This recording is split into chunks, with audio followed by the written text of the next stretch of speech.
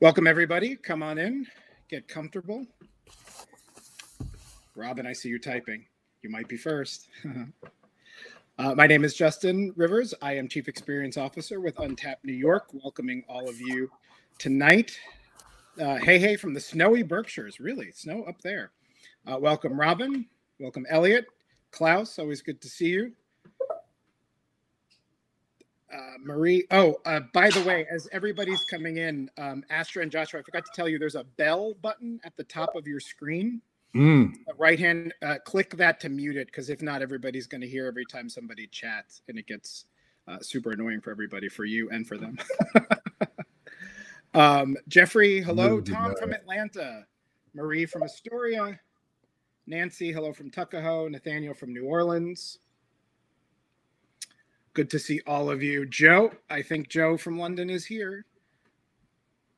I'm going to get started because we have a really great program. So I'm going to do official intros for you guys tonight. And then I'm going to turn it over to Astra Taylor and Joshua Jelly-Schapiro, who are going to be talking about his book, just released last week, The Names of New York. And the idea behind the book, it excavates the wealth of stories that are embedded in New York City's place names and uses them to illuminate the power of naming to shape experience and our sense of place. And I know for all of us who are big New York nerds, this is the book that we've been waiting for years. I literally said that when we were booking this event. I'm like, yes. A little bit about Joshua. So Joshua Jelly-Schapiro is a geographer and writer whose books include Island People, the Caribbean, and the World. And with Rebecca Solnit, Nonstop Metropolis, a New York City Atlas. He's a regular contributor to the New York Review of Books. His work has also appeared in the New Yorker, the New York Times, and Harper's Magazine, among other publications. He is a scholar in residence at the Institute for Public Knowledge at New York University, where he also teaches, and I believe where he is tonight, right? Also, Astra Taylor, who will be leading the conversation with Joshua. She is a documentary filmmaker, writer, and political organizer. She's the director, most recently, of What is Democracy, and the author of Democracy Must Not Exist, but We'll Miss It When It's Gone, and the American Book Award-winning The People's Platform, Taking Back Power and Culture in the Digital Age. So with that, welcome everybody who is continuing to flood in. I am going to turn the program over to Astra, who's going to get started, and I will see all of you later. Thank you, guys. Cool. Thanks for that kind introduction. Hello, everyone. Now I'm saying say where they're from, and I want to know what the name of these places mean. Like Atlanta. What does Atlanta mean? I grew up right near there, and I don't know. I grew up in Athens, Georgia, which was an homage, I think, to Athens, Greece. But This book is really wonderful. It's not only fascinating and full of interesting information, it's beautifully written, and I want to talk about the content. But I think the best thing to do is just kick this off with you reading, Josh, and then talking a little bit about how you got into this project. What led you to write a book about place names? Yeah, absolutely. Well, thank you, Astra, for that. Thank you to Untapped New York for having me here. The spirit of Untapped sort of driving toward inspiring and helping people have a sense of wonder about this place and its places is very much in keeping with this book. And really grateful to you, Astra, for talking to me about this. Always a treat. And Astra has a book coming out in a couple of weeks that I can't wait to read, and all of you need to read as well. So anyway, thank you for being here. And yes, I'll just kick this off by reading a little bit from the beginning of this book. This is a book, as you know, about place names. I'm a geographer who works as a writer. So place is important to me, language is important to me, and place names are where those two passions kind of meet. And much more to say about that, but I'll just start off by reading a little bit about those themes. Names matter. Just ask any parent agonizing over what to call a newborn, or any kid burdened with a name they hate. Just think of the song made popular by Johnny Cash about a boy who explains that life ain't easy for a boy named Sue and confronts the father who named him. My name is Sue. How do you do? Now you're gonna die.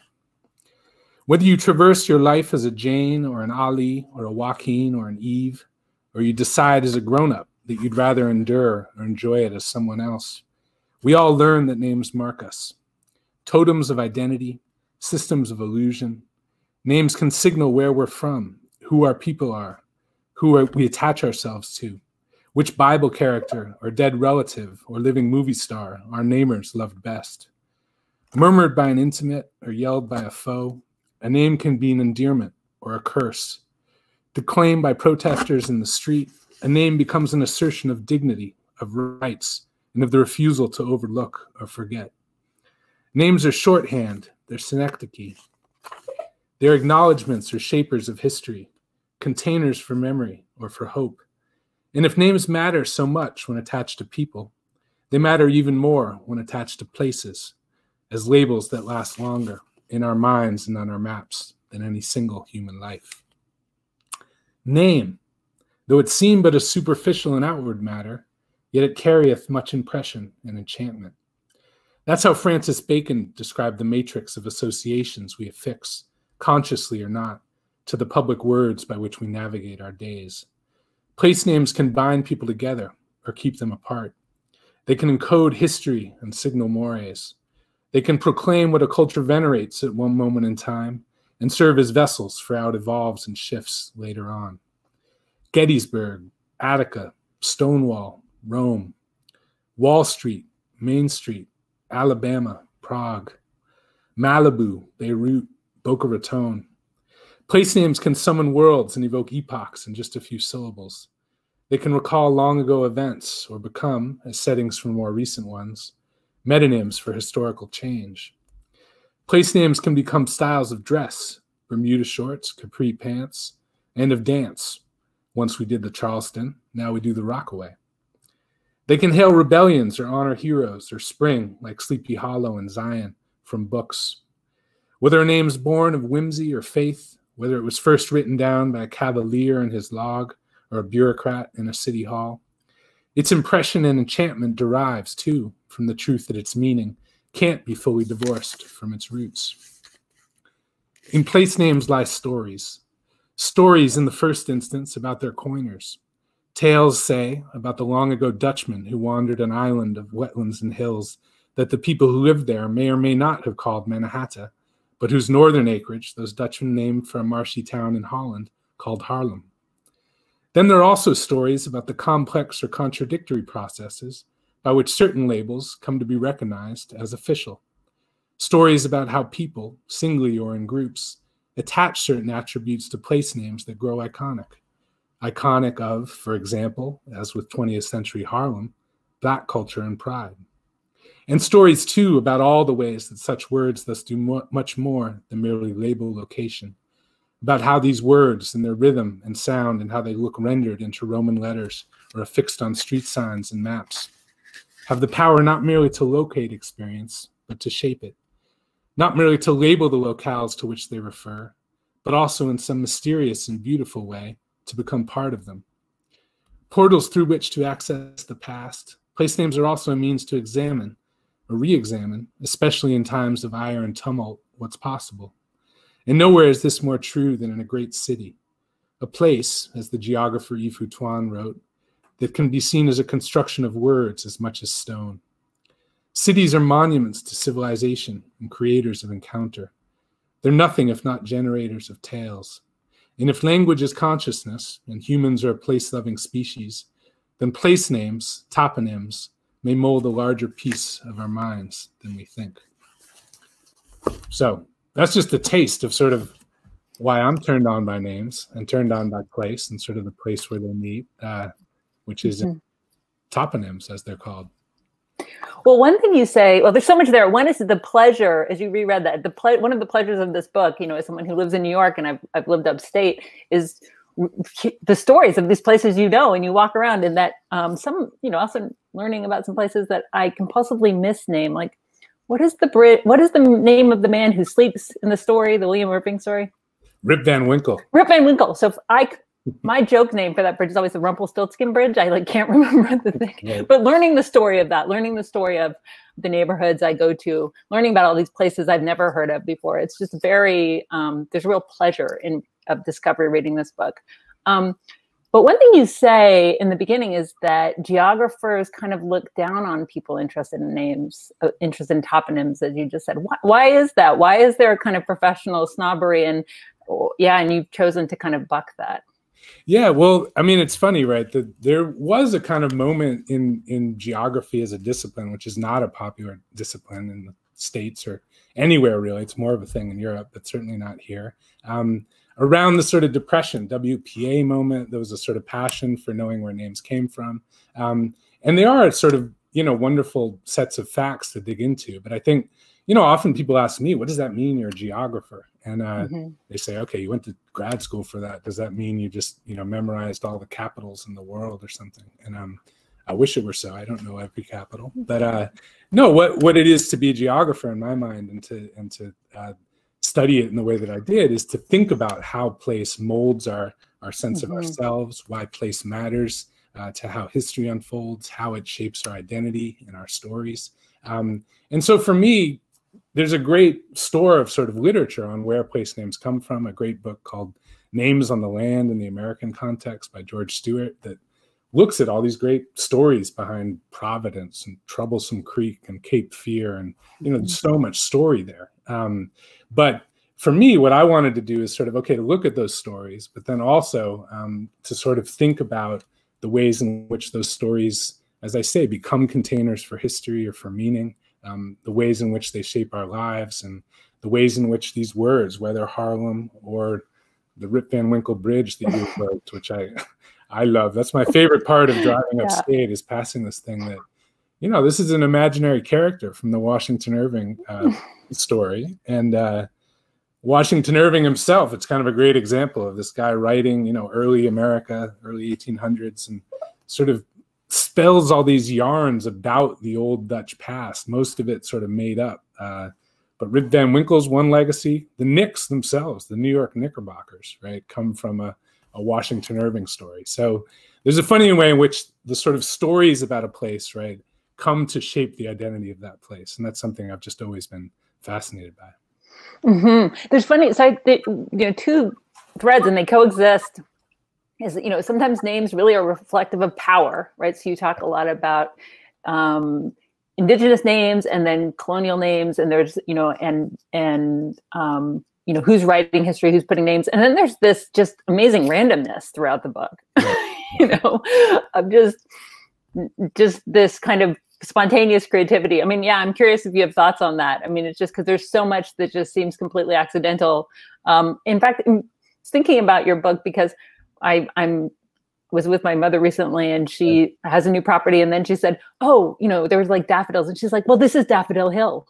And I was like, well, that's just how, that's what people have done. Right. Absolutely. No, that's part of the pleasure of this is so many of them are just sort of accidental.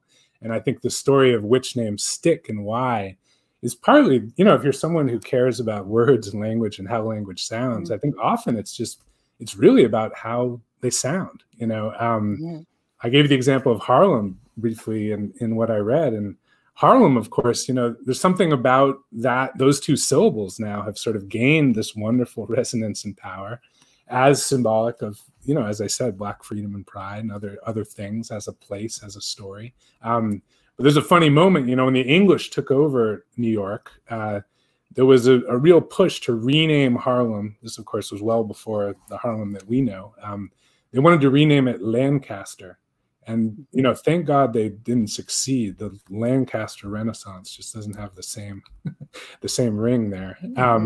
But there's so many stories too of when, in New York, like any place in the so-called New World, the layers, you can get back, there's a Dutch layer, there's an English layer, and of course there's an indigenous layer beyond that. And then there's a sort of contemporary layer that I get into. But in Europe or in Asia or in Africa, many times you'd have to go back through so many layers of languages and sort of and history and sort of tongues that aren't spoken anymore. But in New York, there's a lot of great stories just about when the English came and sort of saw certain Dutch words they seemed to like. The word kill, for example, which we drive around and say, what kill? What is that, right? And of course, it's just the old Dutch term for creek. The English seem to have taken a liking to it. We have fresh kills and all the rest, peekskill, fish kill. But a couple other examples in that vein are words that don't mean anything in English, but that the English seem to sort of like at least the sound of the Dutch. Coney Island is one, right? Mm-hmm. To the Dutch, it was Coney Island. The English just took that and made it Coney Island, obviously. Coney Island meant something. It meant island of rabbits. In English, Coney Island doesn't mean anything. Of course, now it means, you know, amusement parks and nice time in the summer by the beach, but it didn't mean anything at the time. Gramercy is one more. You know, Gramercy Park sounds like this just kind of Tony English word, but it's in fact just a riff on the Dutch. The Dutch called that part of Manhattan their Cromarsh, their crooked marsh, and that became Gramercy. And it's like, oh, that's a nice sounding word. Let's stick with that. But in any case, to your question, yeah, it's this fascinating thing where sometimes I think just the sound is what helps make it stick, and that sound gains new meaning across time to different people, and that fascinates me. Mm-hmm. And you know, a lot of these places you actually went to, but the book's not really a travelogue, right? But did you have a sense for yourself, like, oh, I need to have seen this place or touched this place to represent it, even if I'm not telling that tale? Yeah, it's a great question. That's a sort of, you know, writerly question in the sense that, you know, I was very conscious of this book. You know, it's a kind of trim little volume. It's not a huge encyclopedic work by any means. And those works do exist about the history of New York, of course. This place has never lacked for people who are obsessively passionate about, you know, its history and the facts it contains. So I leaned on, you know, researchers from the borough historical societies and several great works of history on the city and so on.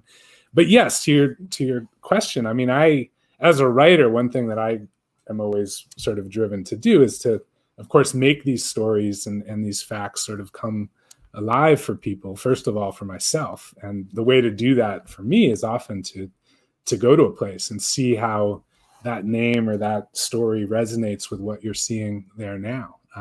You know, as I say, place names can be these marvelous portals through which to explore the past, but it's also a wonderful thing to just think about juxtaposing them with the present. So, you know, I had to, if I want to think about islands, I had to totally find a guy with a boat and get out and look at oysters and all the rest. And of course, ride the subway all over the place. But that works out because I love exploring New York. So. Yeah, I mean, there's so many places in it, but Barren Island is one that you really capture with, you know, it's got layers. Maybe talk about, I'm the moderator, so I get to say, tell that story. You do. It's gosh, Barren Island. Barren Island's kind of great because it's not an island anymore. It was one of the islands, right, that was out in Jamaica Bay, which of course is this sort of vast swimming pool depth, you know, body of water that's full of wildlife again, happily, and remarkable kind of ecology, birds from all over North America, you know, I like there. But yes, Barren Island was this kind of, it was really the sort of repository for refuse of the city in the 19th century. There were several plants there for rendering horses, you know, when horses sort of tired out from pulling carriages around the city, that's where they went to become fertilizer or glue. Garbage dumps, and then of course the people who worked in those places at that time, poor immigrants from Ireland, from Germany, African Americans from the South, many of whom also lived off Jamaica Bay. But there's a great sort of place name still out there, Dead Horse Bay, which is Barren Island is now connected to Queens with Phil, so it's no longer an island. But Dead Horse Bay, which of course takes its name from precisely that history, is still there. You can go visit.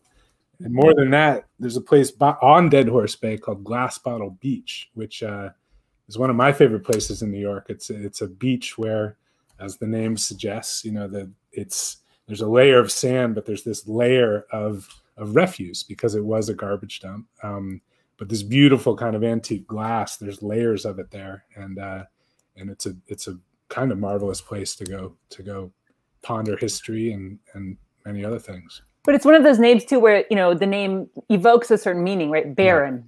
Right? Totally. Okay. And it feels like, okay, you know, that feels right for a place where they were turning horses into glue and where there's garbage, but that's not what that's not its history. Barren, right. Indeed. Right. So thank you, Astra, for reading my book better than me. Yeah, no, indeed. So the Barren Island previously, the Dutch, right? The Dutch named it after bears, that there was a perception that there were bears on this island in Jamaica Bay.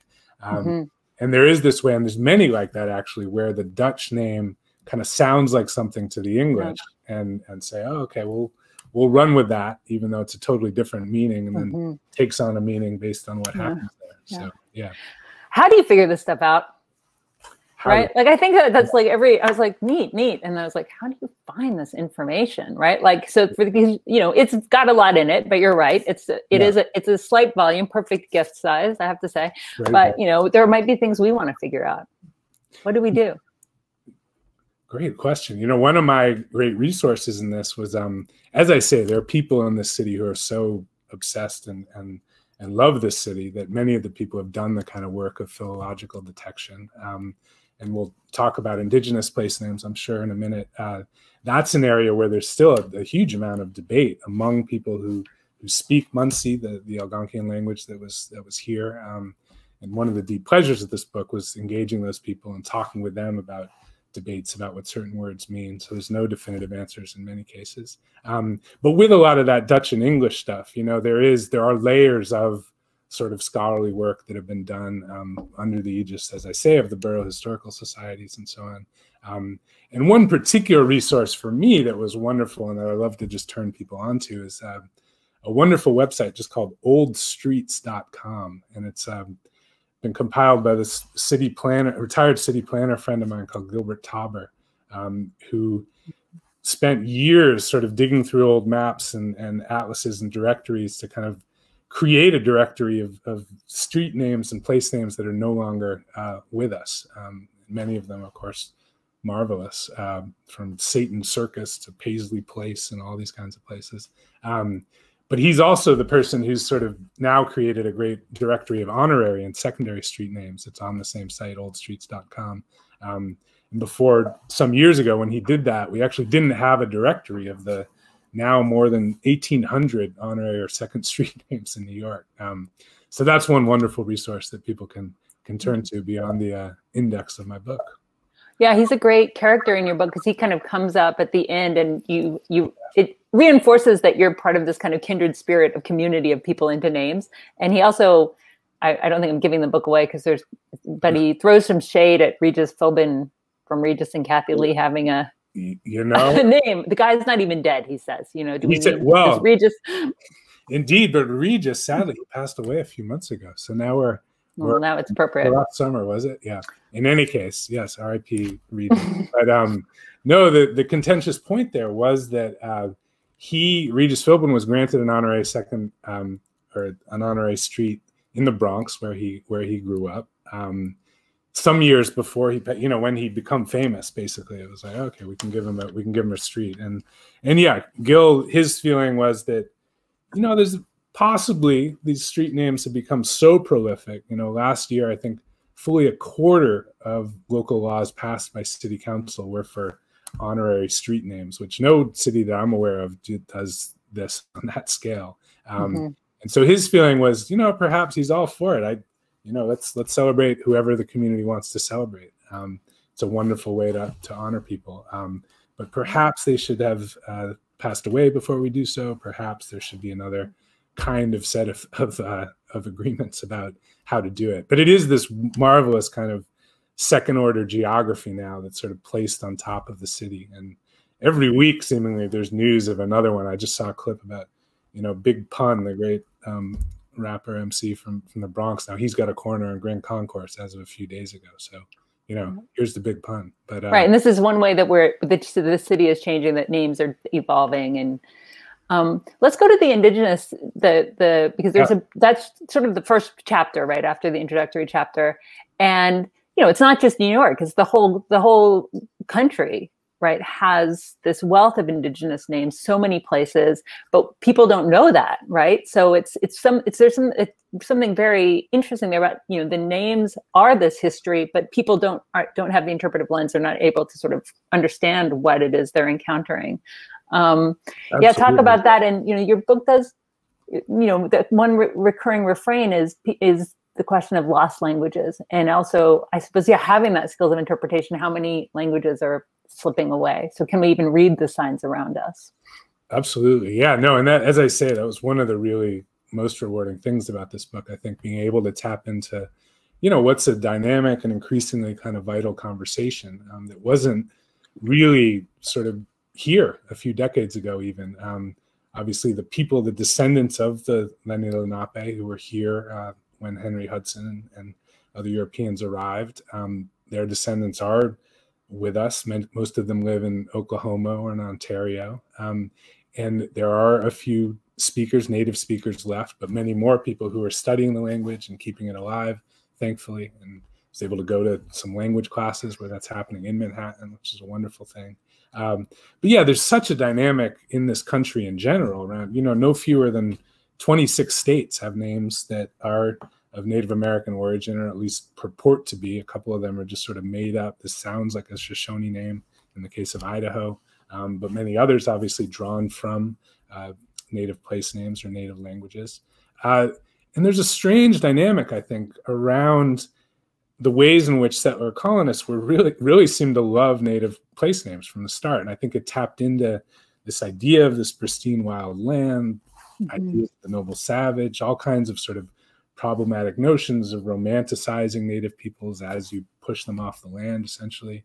Walt Whitman famously said, I was looking for words that fit this landscape. He is this great sort of effusive lover of America, and say, behold the native names, these savage and luxuriant syllables, they all fit.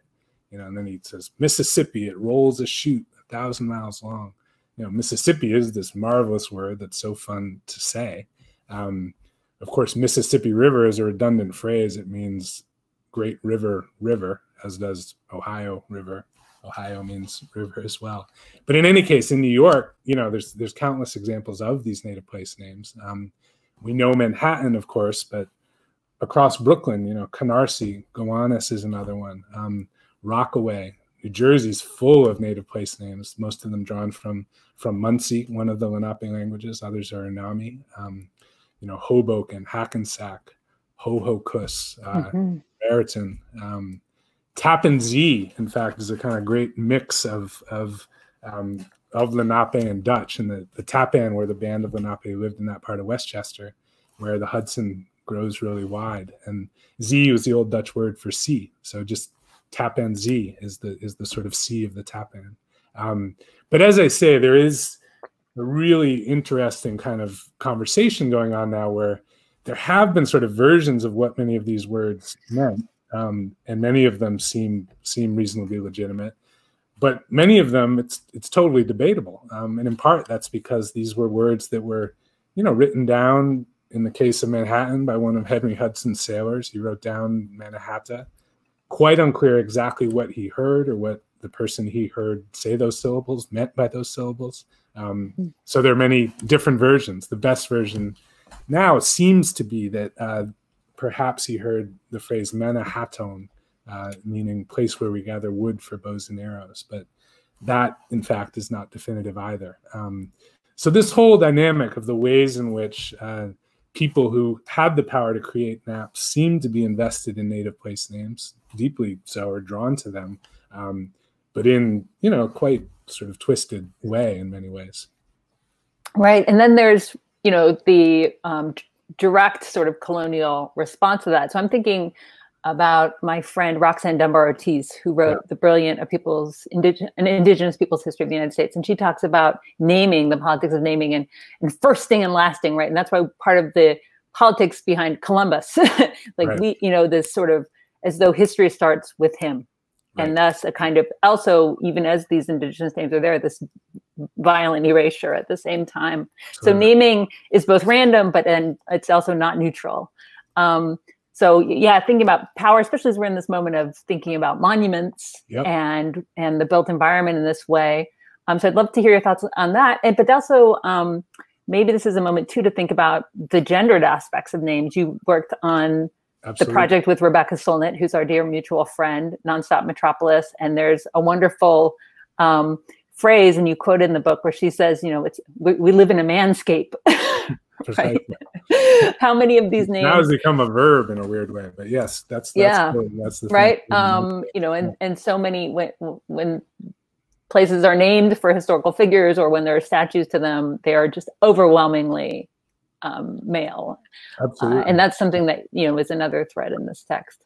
Absolutely. No, and that to map, to chart the sort of history of naming anywhere, of course, is to chart a history of power, of who has the power, whether through just sort of sheer whimsy or because they're really charting something to claim it, who has the power to name. And of course, that's a history that's deeply bound up in histories of colonialism, histories of seizing territory.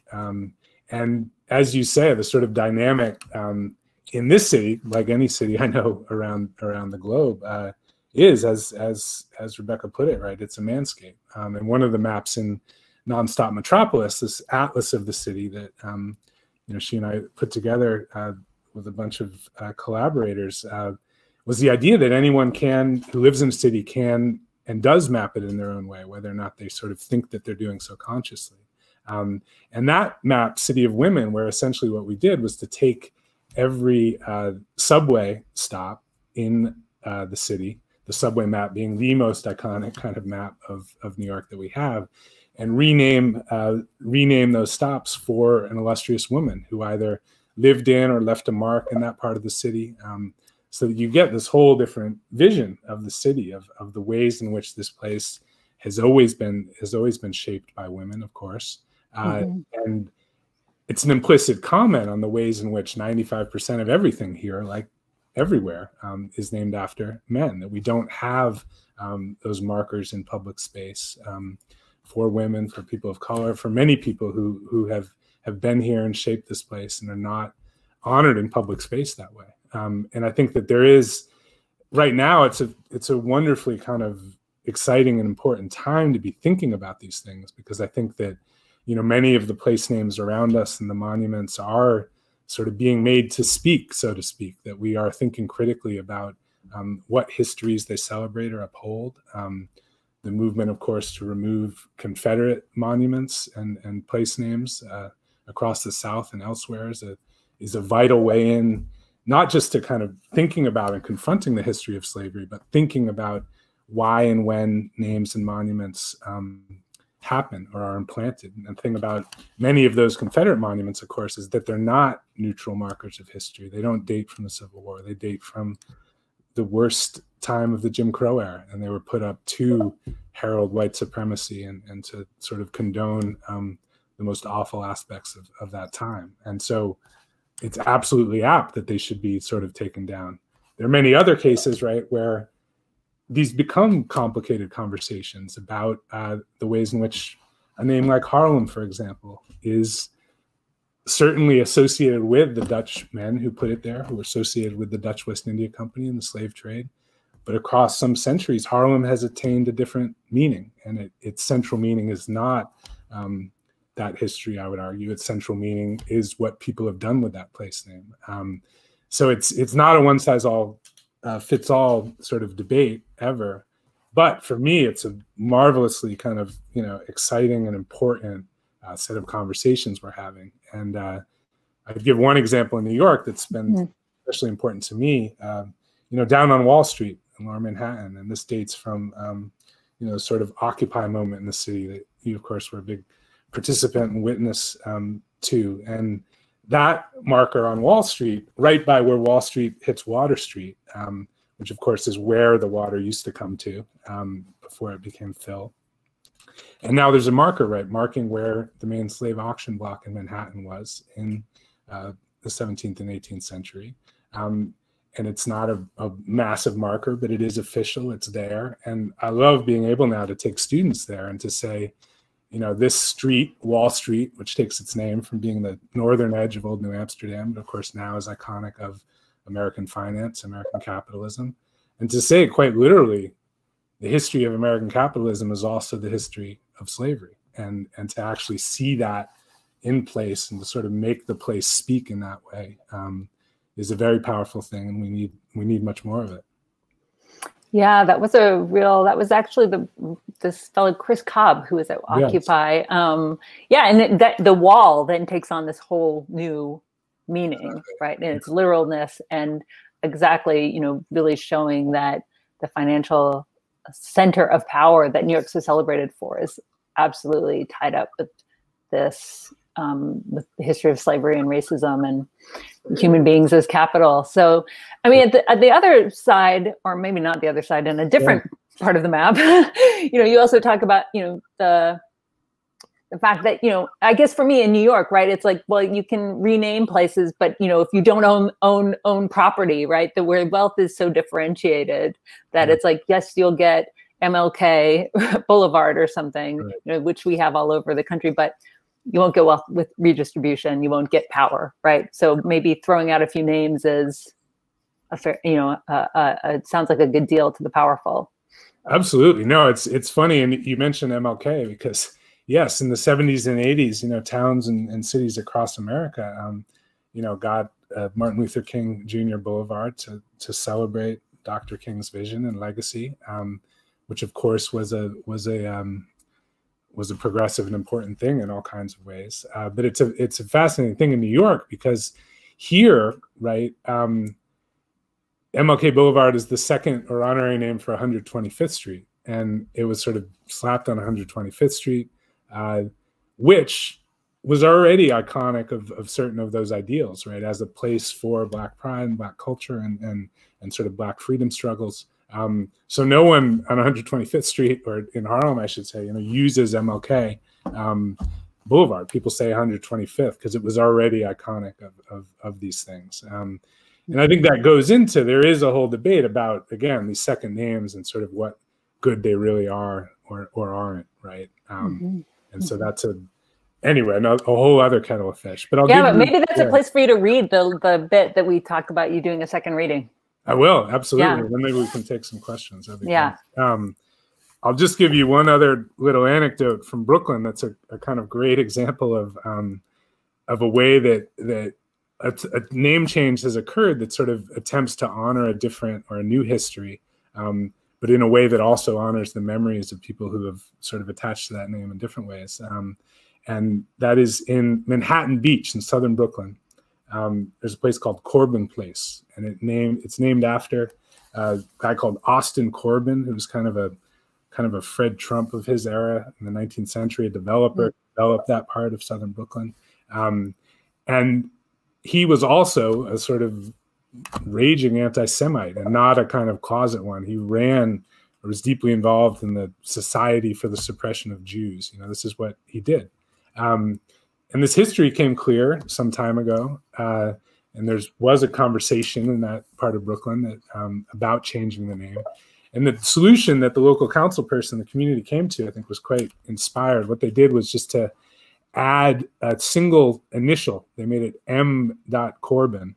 And what that did is keeps the name, but makes it a different reference. So now it honors Margaret Corbin, who was arguably the woman participant in the American Revolutionary War in New York. So that's a kind of wonderful workaround that happened. You have another one of those in the book with the taking away of the apostrophe in Governor's Island. Totally, which is another era. Yeah, right? Maybe tell another that era, anti-Semitism and so on. But yes, one little apostrophe, right? It's like in English days, that was where the governor of the colony lived. So it was Governor apostrophe S. His big house looking at the tip of Manhattan. And then, of course, after the Revolutionary War, there is this move, of course, to sort of de-anglicize or royalize the landscape, and so they just made Governor's Island governors without the apostrophe. So this is where the governors were. This is not where they are now. Exactly. I thought that was like a brilliant way of just having continuity while shifting the meaning. Just one little mark. I will also never be in the Battery Tunnel again without thinking about you referenced the exhaust fan, so that we don't choke on our fumes as we're driving to Manhattan. We don't want that. Yeah, we definitely don't want that. Well, before you read, I guess, to set it up, one question or one thought I had. So, is the way form and content are related in this book. Because you actually, you read something from the very beginning to set us up, right? It begins in a very intentional place, and you're actually going to read something from the very end. But the book meanders in this beautiful way. It is like taking a kind of walk with you. I was just curious about your method and how you figured out the form so that you could contain all of this stuff and tie it together so beautifully, because it really is a pleasure to read. Well, oh, thank you for that. And I mean, I think what I try and do, I think of these chapters each as kind of essays on a certain theme. And for me as a writer, we spoke about the ways in which, you know, actually visiting a place and sort of experiencing it as to write about it is important to me, certainly. But one of the things, right, is also just to find characters who make these things vivid. It's like, it's important to me to go to a place, but it's also, okay, if I'm doing a long riff on indigenous place names, it needs to end with an encounter with someone who can sort of make this real in the present in a real place. Taking a class, or if I'm exploring the islands, I need to get out on a boat with, you know, wonderful Rob Buchanan and look at these oyster beds that they tend, the Billion Oyster Project, that is. So no, it's always about, okay, how do you get the pages to move? How do you make this kind of energy of the book feel like walking around the city and opening yourself to encounter and to serendipity and to the wonderful layers of this place. So if that succeeds, that's great. But that's what I'm trying to do. Yeah, no, it really does. Need it to breathe. So yeah, no. So I'll just conclude before we get into questions with just a few paragraphs from the end, where I'm just kind of engaging with the ways in which a memorial is not a statue, is not a place name, which is to say, sort of trying to draw distinctions and think about the power of names and how they work in public space, and these deep questions, which are not simple about when and why to change them. Names are a subtler form of public memorial than a statue made of stone. You can't toss a word in a river. And there are reasons to be grateful this is so, but also vital reasons to engage why and how best to address objections to them too. We've long made distinctions in building monuments or changing them between history's chief advocates of cruelty and those who were only compliant followers. Stalingrad was renamed, though it retains many symbols of people who endured or even shaped Stalin's era. There's a reason we don't see squares or gaze at monuments named for Goebbels in Berlin. But one reason historians warn against condescending to the past is to selfishly safeguard our present. Who's to say our great-grandchildren won't reach a consensus that eating dead animals was the height of barbarism and demand the expunging of all non-vegetarians from their college syllabi and public squares? And there's another, subtler source of danger lurking in such condescension: the lack of credit we give to our own ancestors, who may have loathed or been victimized by the peculiar institution or slavery themselves, but who understood, by attaching new meanings to place names redolent with it, Washington, Jackson, Jamaica, Harlem, that part of the power of names and our power over them is that their meanings can change. A name, it may be true, can never be completely divorced from its root, but a name is also an opportunity, and it's a hope, at the least a hope by its coiner that it will stick, that its destiny will be more akin to, say, the fate of Adam Clayton Powell's namesake avenue in Harlem than that of the official moniker since 2008 of the Robert F. Kennedy Bridge, which no New Yorker doesn't still call the Triborough. How do you distinguish if the person describing their drive into Manhattan from Queens or the Bronx is a native or a tourist? Listen for reference to the Robert F. Kennedy Bridge. The reason some new names stick and some don't can have less to do with politics than with euphony, than with the way a name strikes our ears or rolls off our tongues or suits a story's beats. But fundamentally, the reason a name sticks is the image or vision it offers of a place and its people. Landscape is history made visible, wrote the geographer J.B. Jackson. In recent years, I've led workshops on maps and mapping in each of New York's boroughs and have seen this truth up close. Asking participants in those workshops to visually represent landscapes, both traversed and imagined, produces an astonishing range. Maps of quiet and of noise, maps of memories and of happiness, maps with made-up names, Xlandia, don't go where my ex lives, maps of places where refugees seek sanctuary, maps of the streets where one feels most comfortable on two wheels, as playfully and poignantly represented by a young woman I met who runs an organization called the Brown Bike Girl, maps of the curb cuts and elevators that make urban life possible for those who are disabled and get around not on two wheels, but on four. Each of us in these ways inhabits a different city.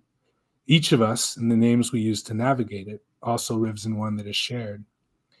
If landscape is history made visible, the names we call its places are the words we use to forge maps of meaning in the city.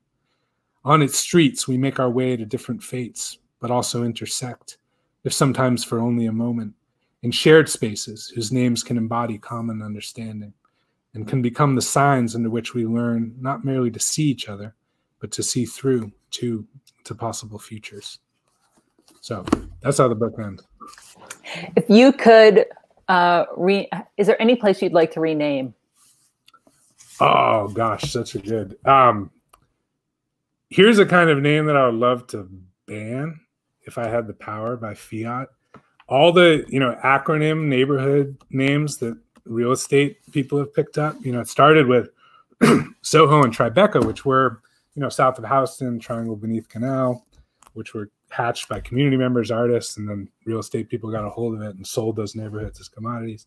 Anyway, now there's so many, right? We have Nolita, and we have Nomad, and we have terrible one, Bokaka, which is this sort of evocation of Brownstone, Brooklyn, Borum Hill, Carroll Gardens, Cobble Hill. And then Cobble Hill that has no cobbles. Cobble Hill that has no cobbles. Borum Hill, which is not a hill, by the way, sort of coined in the 60s. But the worst of all is Sobro, which was an attempted rebranding of the South Bronx, which may that never occur. So I think we can do away with those. That's one. Let me give you one other, which is I would actually never change this name because I love the place and I love what it's become. But it's a kind of a sad, funny story about, Astoria, Queens, which right across the East River from Manhattan, right? And it's a funny story about how it got its name. It was named for John Jacob Astor, but not because he went there, this sort of man who owned half the city, right, in the early 19th century, made a fortune on furs and so on. People who chartered Astoria were gazing across the river. They sort of saw his mansion and hoped essentially that he might bequeath them a bunch of money if they named Astoria after him. He never set foot there. He sent them $500, and that was the end of it. So it's kind of a slightly sad story, but again, what the people of Astoria have made of Astoria, here's to that. So anyway, there's a couple. But that is the means by which many auditoriums are named, or many university centers, right? I mean, it's true. What can we do to get the money? But most people, hopefully, they send more than $500, which there's a lot of money in the 1840s, but not that much. Yeah, this is something that your book made me think of. That it was one of those things where I realized I've never thought about that. What the name of this country, the United States. Yeah, no, and that's a funny one because there's been a kind of certainly back once upon a time in George Stewart's great book Names on the Land. He has this whole long riff about what an awful, boring name the United States of America is. He's like, this is like the worst country name, on the face of the earth. And so he comes up with all these ideas, which now we would totally frown upon because he's writing, this is many decades ago, and he proposed, well, Fredonia you could do. I mean, for freedom. For freedom, weird kind of Latinate thing. But then, Jeffersonia, he sort of proposes, who Jefferson, of course, rather more complicated legacy now. Columbus, another guy that we perhaps would not want to be living in a country named after now. But in any case, it is this funny thing where it's sort of the most banal name you can imagine, in fact.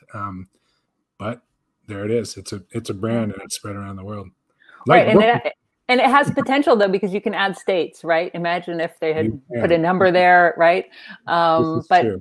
I felt appreciative. You framed it in such a way that I felt grateful that this country was bequeathed with this dull name. Well, because we can imbue it with meaning. It's one of those things, right? That precisely. Yeah. So I want to invite people to ask questions. And let's get to it. Does Astoria have anything to do with Astor name? So with Astor? Yeah. Yeah, absolutely. Astoria is references John Jacob Astor and the Astor family. Of course, many places in the city, Astor Place and on down are named in their honor. made a fortune on furs for top hats, and then bought lots of land, and they got to name lots of stuff. Okay, this is one of these questions. You must attract these, which is, do you know of this fact? Totally. Or if it's true, but here it goes. Sometimes I know, sometimes I don't. From Nolan Altman. Yeah. I think I read in Russell Shorto's book that as the English started to move south from the Massachusetts colonies through Connecticut, if you dropped a line through Long Island, the area to the west of the line was Dutch and named Nassau for the governor of the Netherlands, and the area east of the line was English and named Suffolk for Suffolk in England. Is that true? It is true about the etymology of those county names. I don't know the particular story of how the border was adjudicated and precisely when, but Russell Shorto certainly does. So yeah, dig that back up in his book. Favorite, Eileen wants to know, do you have a favorite New York place name or a biggest misnomer place name? A biggest misnomer, that's pretty good. Favorite New York place name. I love the names of many of the islands, North Brother and South Brother Islands, quite wonderful. A favorite place name, this is actually a kind of poignant story, but it's worth mentioning, and I also love the name, Utopia Parkway. Utopia Parkway was named for a housing development that was meant to be built the early part of the 20th century, that was going to be different from other new housing developments out in Queens, which were racially or ethnically exclusive or didn't allow Jews. This new development, Utopia, was going to allow Jews and others to buy homes there. Sadly, the developer ran out of money and it didn't happen, but not before building a road called Utopia Parkway, which is, again, a poignant story, but extra poignant when you think about the literal meaning of utopia, which comes from the Greek, right? Utopia, place that doesn't exist. And so that's a kind of, it doesn't get much more poetic than that, I think, about the sort of hopes of the city, the disappointments. So there's one, Utopia Parkway. Okay. James asks, how did America escape being called Columbia? Yeah, how did they settle on this dull but effective name? This is a good question. I think that the answer lies somewhere in the in Jefferson and Monroe and Madison and Washington sitting around and deciding on this name. I don't know that Columbia, one thing I will say about that is Columbus himself was sort of a less heralded figure at that moment. Yeah, I think that became a trend later, right? The Columbus thing. Yeah. Yep, exactly. So Columbus, and even it's important to say that he became much popular later in the 19th century, but then as late as 1992, around his quincentennial, of course, in Latin America and elsewhere, there was a robust conversation about why precisely are we celebrating this guy? Perhaps we shouldn't be.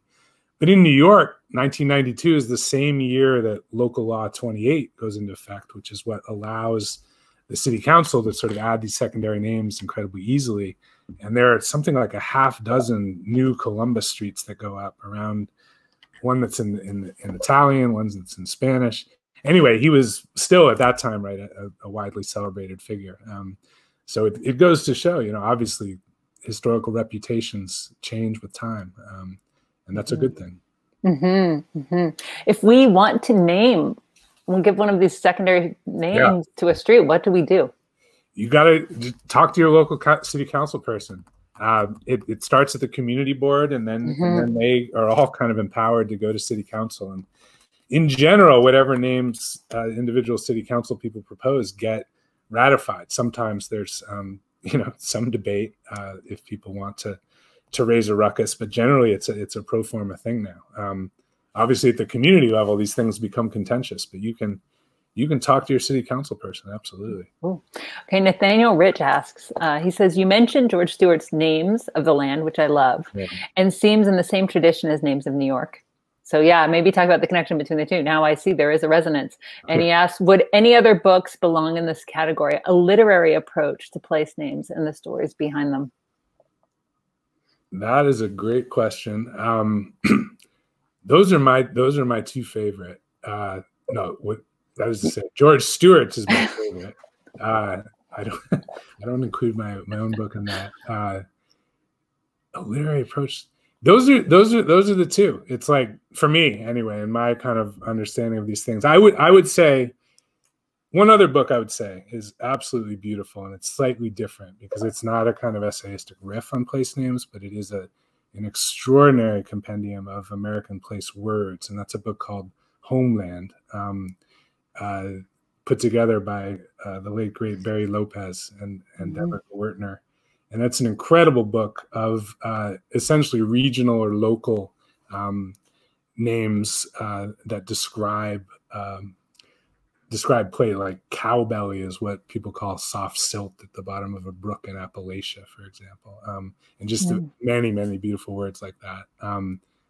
And now that I'm sitting here thinking aloud, another important writer to me is doing amazing work, not quite about place names precisely, but there is a rich literature of place names, especially in the English language in the UK. But Robert Macfarlane's work, Landmarks in particular, again, is just a beautiful sort of essayistic treatment of landscape words and of these beautiful evocative terms for, the particular quality of frost on the trees in Devon and all these kind of wonderful kind of hyper local place words. Anyway, there's a wonderful library of reference works, and those are two for literature lovers. Has this year of, in a way, a kind of placelessness of Zoom, right? It's like affected your thinking about place or your desire to be in touch with places. How does it change our relationship to place as a culture, as a community? That's a deep and important question that I think we're all thinking about, whether we know it or not. I think that of course technology is this marvelous way to connect. It's sort of keeping us connected in all these kind of vital ways, like tonight. Such a pleasure to see and talk to a friend I wouldn't be talking to and talk to. But for me, I think one of the sort of core attachments to place that I have is that place never disappears. There was a whole rhetoric 10, 20 years ago that, globalization is going to make the importance of place disappear. And the true thing is that we are all in place all the time, and that we exist in place. We figure out who we are through the places that we reside in, or the places we want to go, the places we dream about.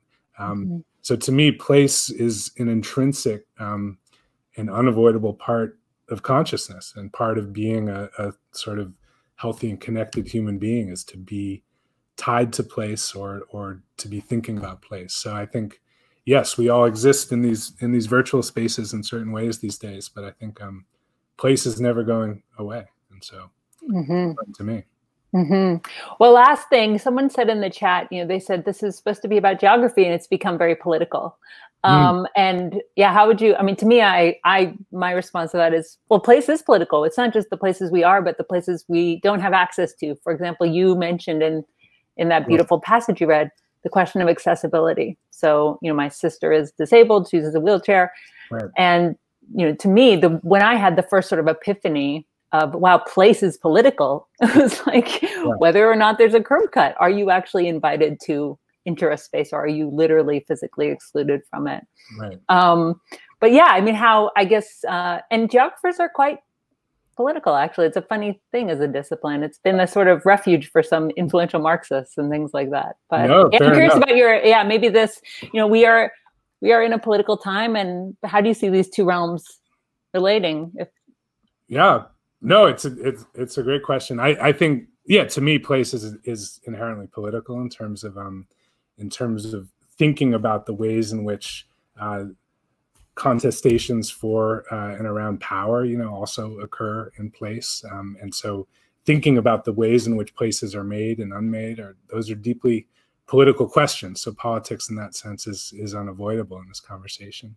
And to me, sort of one of the sort of aims of this book, without a doubt, is on the one hand to just inspire a kind of a love for place and a sort of sense of wonder about sort of the myriad forces that can make a place, and the myriad histories and peoples that can kind of be contained in one place. I think that's what's sort of the most incredible and inspiring thing about a place like New York when it works, is that it's a place for radical coexistence. It's a place where people from all over the world, people speaking over 800 languages at this point. That's an astonishing thing to kind of process and think about how all these people move through and engage this place and help create it. And to me, all those stories are inherently political. Geography is political. But it's also important to me to think about having this sense of wonder for places and thinking about how to make them even better. So perhaps that's the place to close. Well, thank you so much, Joshua. I really can't recommend the book enough, and thanks for it. Thank you, Astra. It was really a pleasure. Thanks to Untapped New York and McNally Jackson, which we love. Yeah, and let me thank you both, Joshua and Astra, for bringing this wonderful talk to us tonight. There was a lot of good discussion, and we've gotten a lot of good insight.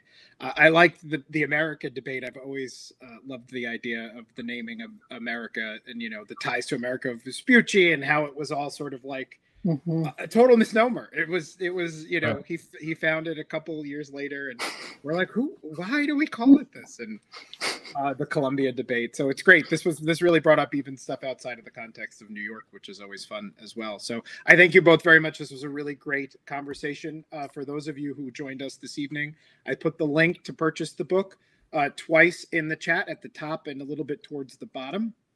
So please do so. It is a great read. I was able to read it myself, and I really, really enjoyed it.